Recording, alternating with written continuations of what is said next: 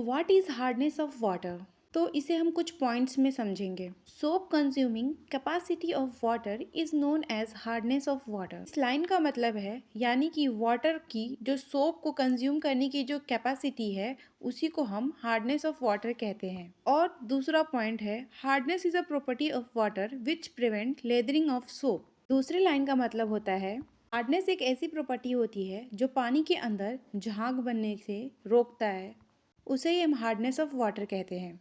Example of hardness of water CaCO3, MgCO3, MgCl2, CaSO4, MgSO4, FeSO4, Al2SO4, 3, CaCl2, MgHCO3 whole twice, CaHCO3 whole twice। Types of hardness. Hardness जो होते हैं ना वो दो types के होते हैं, एक होता है टेम्पररी हार्डनेस, एक होता है permanent hardness. Temporary hardness is also known as alkaline hardness और कार्बोनेट हार्डनेस, और परमानेंट हार्डनेस को नॉन कार्बोनेट हार्डनेस और नॉन एल्कलाइन हार्डनेस कहते हैं। टेम्पररी हार्डनेस किसे कहते हैं? The hardness of water which can easily removed by simple boiling of water is known as temporary hardness. Temporary hardness का मतलब होता है पानी के अंदर जो हार्डनेस होता है उसे हम नॉर्मली पानी को गर्म करके उसके अंदर की जो हार्डनेस होगा उसको हम ख़त्म कर सकते हैं और उसे हम सॉफ्ट वाटर तक बना सकते हैं।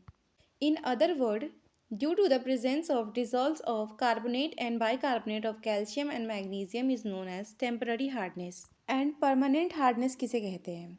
Due to the presence of dissolves of chloride and sulfate of calcium, magnesium, iron, aluminium is known as permanent hardness।